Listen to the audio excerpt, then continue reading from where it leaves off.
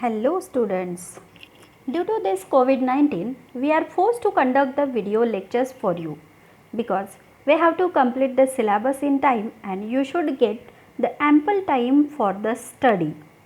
So, here I am going to start the syllabus of biology, chapter number 2, reproduction in lower and higher animals. Reproduction. So, what is meant by reproduction? Reproduction, it is defined as the biological process of formation of new life forms from pre-existing similar life. Reproduction, it is defined as the biological process of formation of new life forms from pre-existing similar life. So, it is thus becomes a vital process which enables the species to survive over a long period, even though the individuals or organisms live naturally for a limited period of time, that is their lifespan.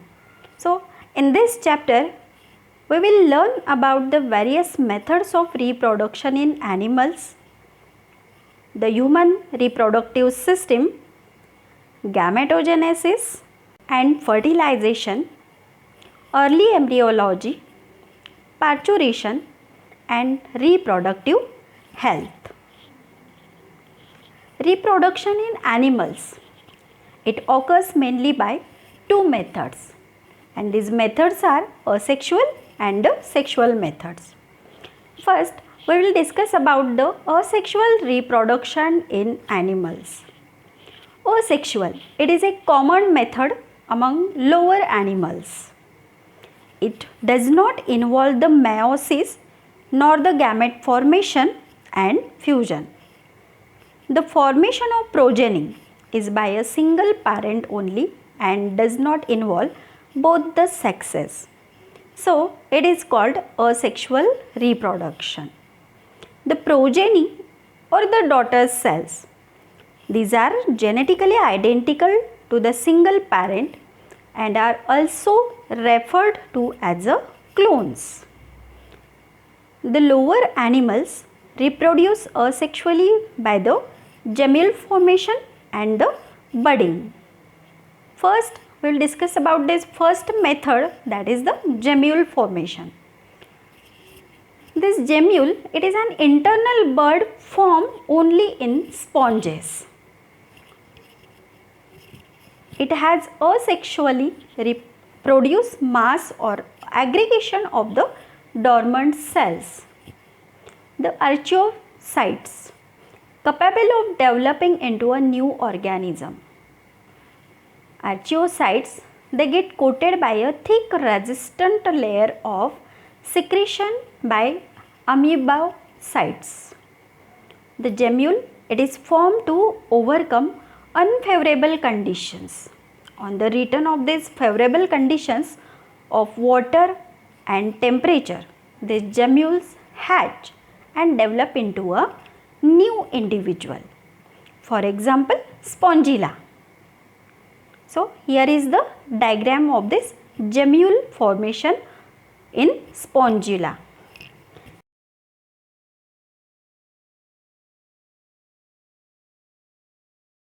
Second method, that is the budding. So, this budding, it is also a simple method of asexual reproduction and normally occurring in favorable conditions.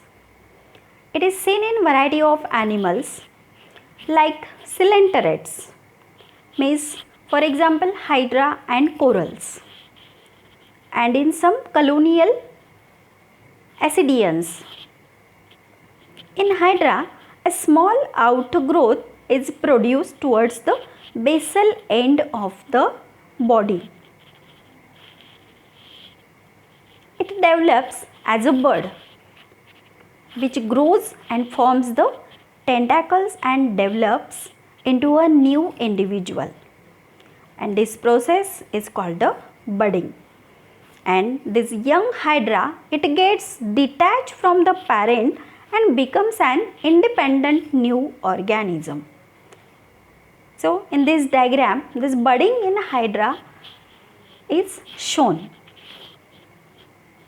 This is the second method of asexual reproduction.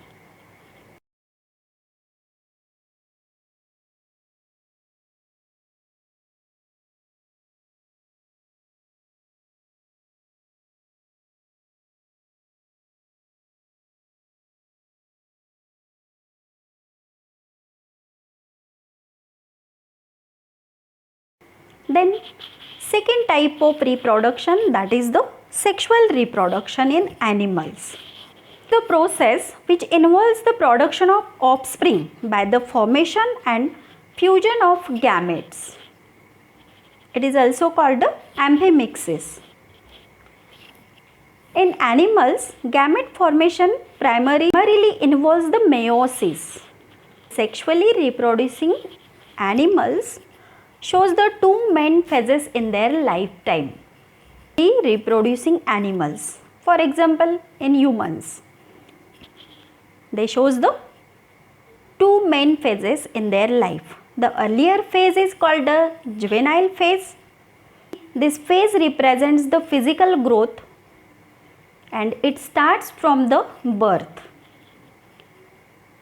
The animals cannot reproduce sexually in this phase. And the second phase, that is the reproductive maturity phase. It is attained usually after physical growth is almost over. Means it involves the growth and activity of the sex organs. Animal can reproduce sexually in this phase. Both these phases or the periods, these are of variable duration in different animals. And after attaining sexual maturity, these animals exhibit various events, namely pre-fertilization, that is the gametogenesis and gamete transfer, fertilization, fusion of male and female gametes, and post-fertilization events, formation of zygote and embryogenesis. The sexually reproducing animals shows the various breeding patterns. Some like the goat, sheep, these are the seasonal breeders. While humans and apes, these are the continuous breeders. They can breed throughout the year. Human reproduction. So, here we are going to discuss about the reproduction in humans. Humans are the sexually reproducing animals. And the process of this reproduction involves the various sequential steps such as gametogenesis, insemination, internal fertilization, that is the fusion of male and female gametes, zygote formation and embryogenesis, gestation and parturition. The gametes are nothing but the sperms and eggs which are produced by the primary sex organs. Testes in males and ovary in females. Testis, it is a male sex organ, and ovaries, these are the female sex organs. These organs other than testes and ovary, these are called the secondary sex organs of the male and female. As male and female can be externally differentiated by certain specific features, these are called the secondary sexual characters. They are called sexual dimorphic characters also. In males, presence of beard, moustache, hair on the chest, muscular body, enlarged larynx. This enlarged larynx, it is called the Adam's apple. These are secondary sexual characters. While in females, these characters are the developed breast, broader pelvis and high pitched voice. These characters are called the secondary sexual characters or the sexual dimorphic characters in males and the females. So, next point from this reproduction chapter, in humans we have to discuss about the male reproductive system and the female reproductive system. First, we will discuss about this male reproductive system which is present into the males. It consists of the primary male organs. These are called the gonads or testes, the accessory ducts and the glands which form internal and external genitalia. Male reproductive system, it consists of the primary male organs, gonads or the testes, accessory ducts and glands which form the internal and external genitalia. So, here is the diagram of male reproductive system. So, in this diagram, a pair of testes are present, and this pair of testes mesodermal in origin. These are formed in the lower abdominal cavity. They are located in a pouch, and that pouch, it is called a scrotum. During early fetal life, these testes develop in abdominal cavity and later they descend into the scrotal sac through a passage. That passage is called the inguinal canal. Each testis, it is oval in shape and 4 to 5 centimeter long, 2 to 3 centimeter wide and 3 centimeter in thickness. So, here is the diagram of this longitudinal section of testis, then transverse section of testis. Histology of testes. The testes, these are externally covered by a collagenous connective tissues. This connective tissues layer, it is called the tunica albuginea, and outer to it is an incomplete peritoneal covering, that is called the tunica vaginalis, and inner to it is tunica vasculosa, a thin membranous and vascular layer. Fibers from this tunica albuginea, it is divided each testis into about the 200 to 300 testicular lobules, each with 1 to 4 highly coiled seminiferous tubules, and this seminiferous tubule, it is internally lined by cuboidal germinal epithelial cells. These cells are called the cuboidal, cube shaped epithelial tissues, cuboidal germinal epithelial cells, and few large pyramidal cells. These are called the Sertoli or the sustentacular cells. The germinal epithelial cells, these undergo the gametogenesis to form the spermatozoa. Sertoli cells, this provides the nutrition to the developing sperms. Various stages of the spermatogenesis can be seen into the seminiferous tubules.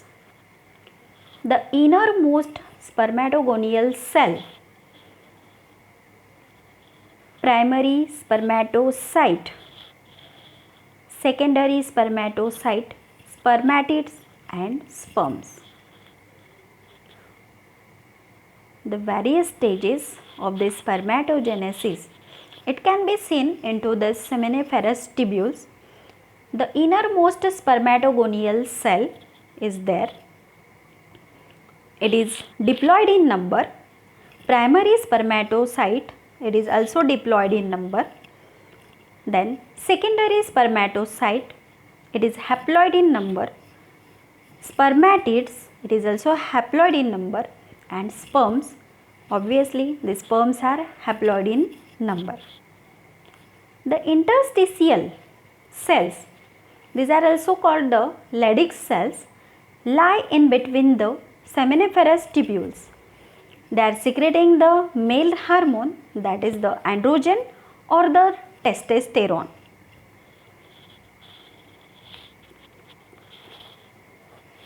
Then second point, that is the accessory ducts. Accessory means they are helping. These accessory ducts include the red testis, vasa efferentia, epididymis, vasa deferens, ejaculatory duct and urethra. So, in the diagram of male reproductive system, all these accessory ducts are seen. Red testis, vasa efferentia, epididymis, vasa deferens, ejaculatory duct and urethra. All those seminiferous tubules of these testes at the posterior surface, they form the network of these tubules. These are called the retitestes. 12 to 20 fine tubules arising from these retitestes, these are called the vasa efferentia. They carry the sperms from the testes and open into the epididymis.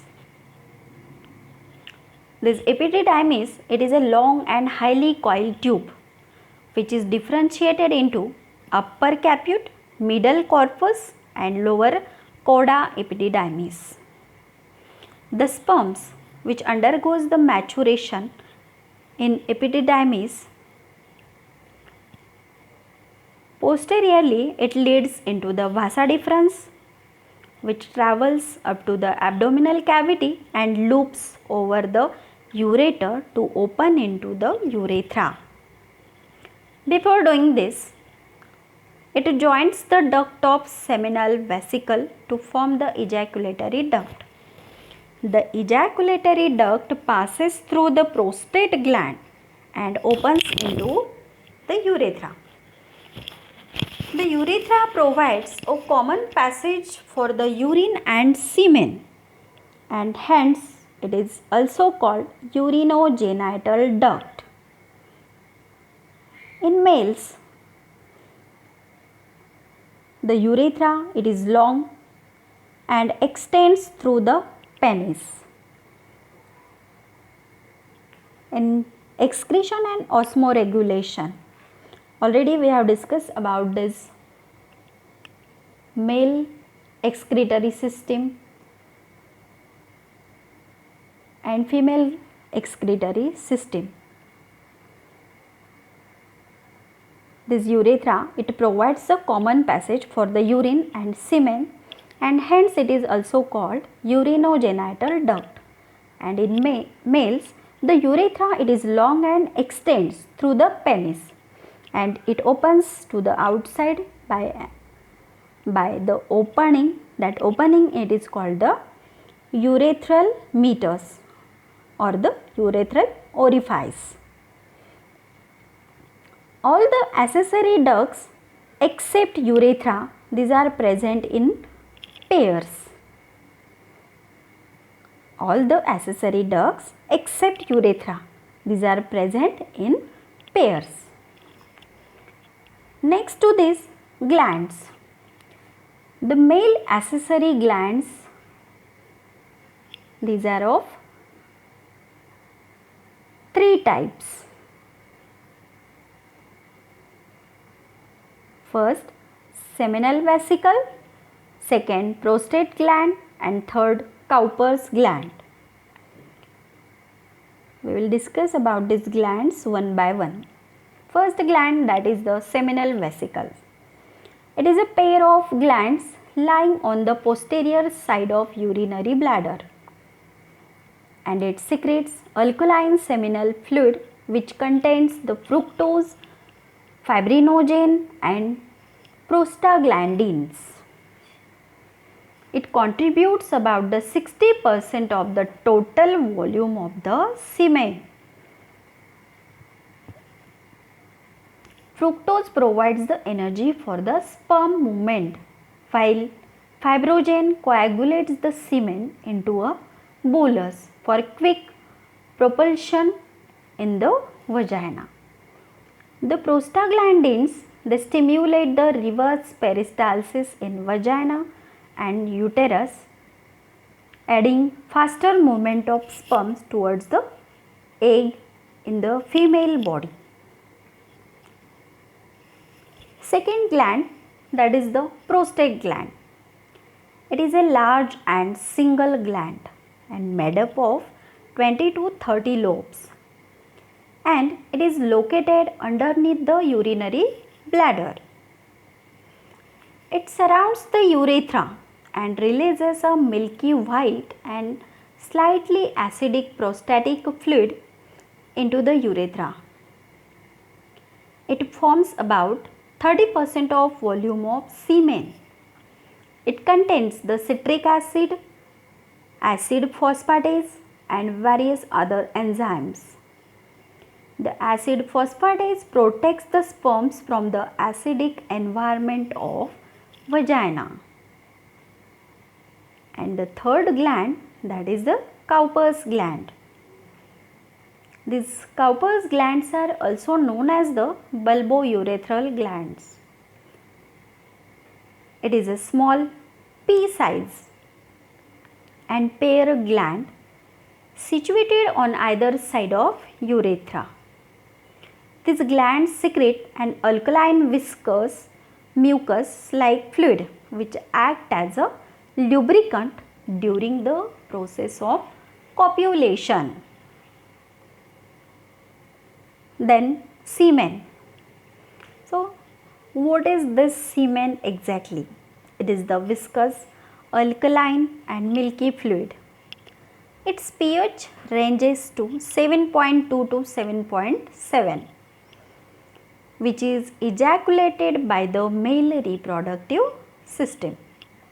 Normally 2.5 to 4 ml of semen it is given out during a single ejaculation, and it contains about the 400 millions of the sperms.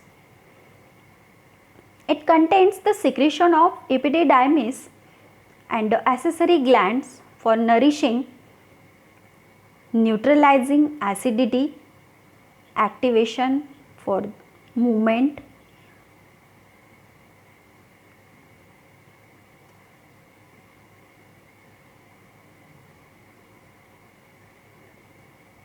next to this, external genitalia. It includes the penis and scrotum. The penis, it is the male copulatory organ. It is cylindrical and muscular with 3 bundles of erectile tissue, a pair of posterolateral tissue that is called corpora cavernosa and a median corpus spongiosum. The swollen tip of this penis, it is called a glans penis. It is covered by a loose fold of skin that is called a foreskin or prepuce. Scrotum. The scrotum, it is a loose pouch of pigmented skin lying behind the penis, and it is divided into a right and left scrotal sac by a septum of tunica dartos made up of smooth muscle fibers. The fetal testes are guided into and retained in the scrotum by a short fibromuscular band that is called the gubernaculum. The testes remain suspended in scrotum by a spermatic cord. Failure of testes to descend into scrotum is called cryptorchidism. The failure also results into sterility. The cremaster and dartos muscles of the scrotum help in drawing testes close or away from the body. This helps in maintaining the temperature of the testes up to the 2 to 3 degrees Celsius, lower than the normal body temperature necessary for the process of spermatogenesis. So, today we discuss about this male reproductive system, parts of this male reproductive system. Next system, that is the female reproductive system, we will discuss into the next lecture.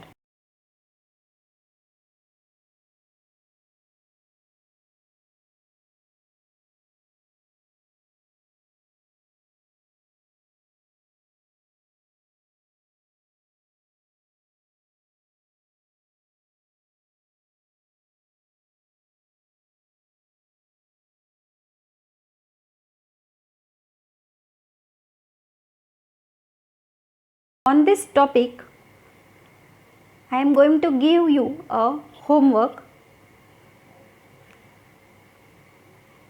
on this chapter, reproduction in lower and higher animals. You have to complete the homework in your notebooks. You have to prepare the notes of this chapter, reproduction in lower and higher animals, and you have to send the images of notebook on my personal mobile number 9423235815. So, here is the questions for the homework. Define reproduction. And question, methods of asexual reproduction in animals. Next question,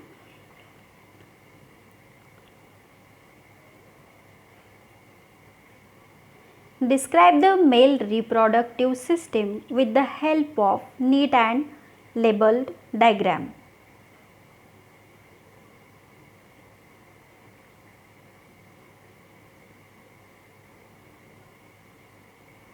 I hope you will complete the homework and you will send the images of this homework on my personal mobile number.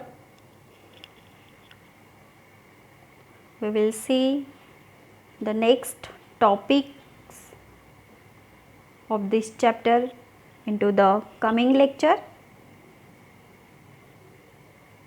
Thank you.